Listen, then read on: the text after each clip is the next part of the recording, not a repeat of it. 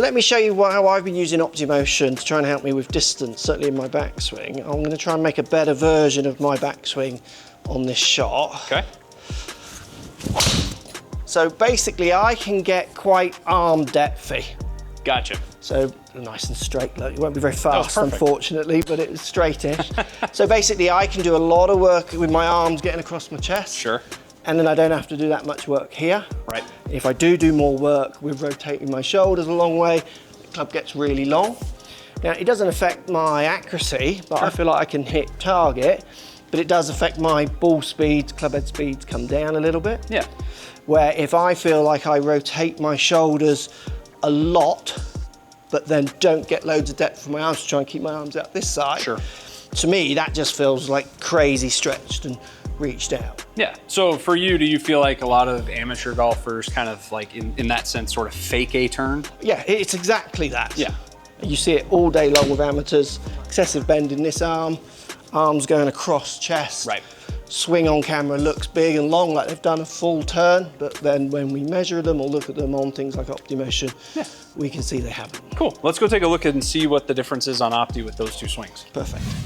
So Mark, we've got two swings here. Okay, talk to the audience a little bit about, I know when you were hitting, you were kind of describing the arm depth and just the amount of turns. So talk about the differences between these two. So look how high my hands get. This is the better version. Yes. And this is what I would call as well a I've not hit enough shots yet version. Okay. So this move requires me to be kind of more warmed up, more ready to go. Because I don't feel like I'm swinging far enough with my arms at all. Right. So it feels like I'm going to be slower. Sure. And this one, even though I've not done, this is where OPTIMOTION's so good, I would want this number slightly higher to beat this number. Correct. But I'm very happy with how high the hands are on this one. So this one is lots of arms, decent amount of shoulder, so a lot of everything. This one is decent amount of shoulder, would like a little bit more, but way less with the arms across my body and in turn getting way higher. And it's these actions that allow me to start peaking my ball speed when I practice and if I kind of train, hit lots of shots, try and send it further, where my peak of ball speed with this action feels really safe, like it feels like I could just knock it down the middle all the time, but I don't hit the peaks that I hit with this. So this is out of comfort zone, but it's what I want to turn into. Yeah, when you're trying to talk about hitting the ball really far, this is kind of where you'd probably want to be. Yes. Okay. What's interesting here, and obviously I know the OPTIMOTION numbers kind of reflect, I mean, a lot of the audience probably looking at this going, well, this is more turn, this would be better, right? Yeah. So what's interesting here, two-dimensionally, if you look at it, I mean, you can see your trail knee is a lot straighter, right? Your hips have rotated a lot more over here. So even though these numbers might be slightly different, I mean, tour average is 88 degrees with shoulder turn at the top of the backswing. Yeah. These are both really, really good. This one, I agree with you, gives you more potential for the energy. These are some of the first swings you've made, so obviously we just haven't stretched out enough to get to where we need to be. But you were even describing when you were doing this, how you get into like the mid, even upper 90s with this movement. Yeah. Whereas over here, you kind of max out at like 91, 92. Yes. Absolutely.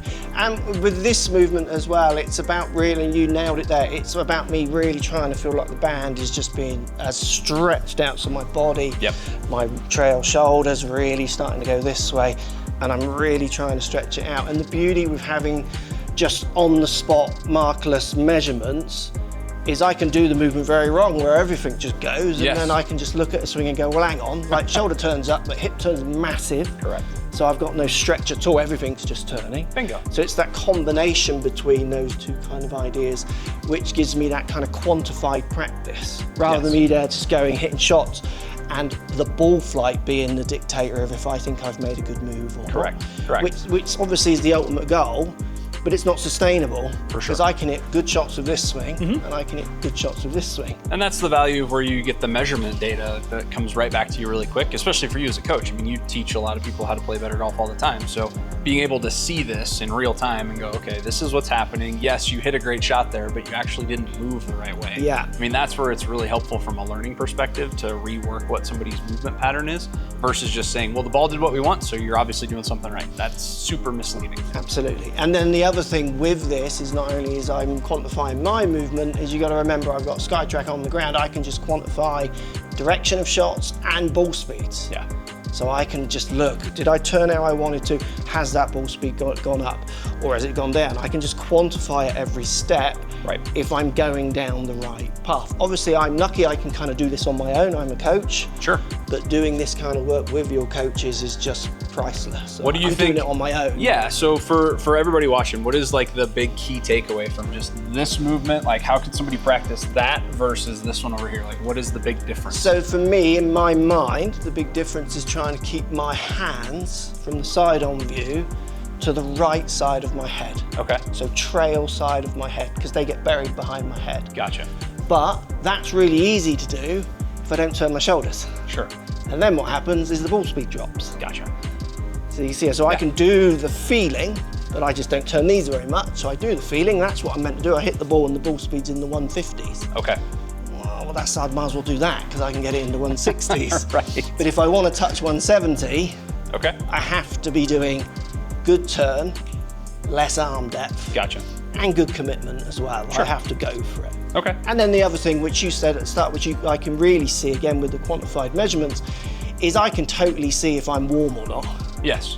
It's so clear, like in this you can see this is a I am not warm swing and I am just like, I think you called it earlier, fake a turn. I'm literally just kind of putting it there, where visually on this as well I can see I am actively really trying to stretch that out, which is where I want to get comfortable at that position. Yeah, no, I think that's great. This is really helpful, I think, for a lot of people to measure your swing, be able to see what's actually happening. And if you want to hit the ball further, this is a really easy way to do that. Absolutely.